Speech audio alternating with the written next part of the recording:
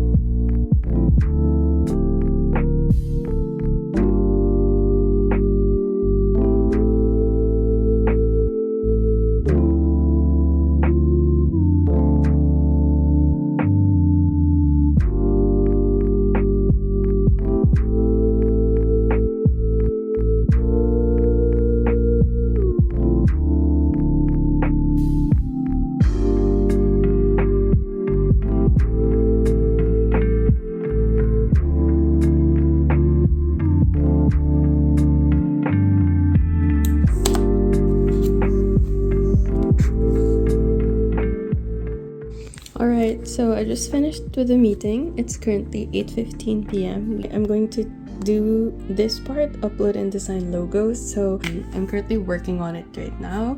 I chose an inconspicuous page on purpose so that I won't toss anyone.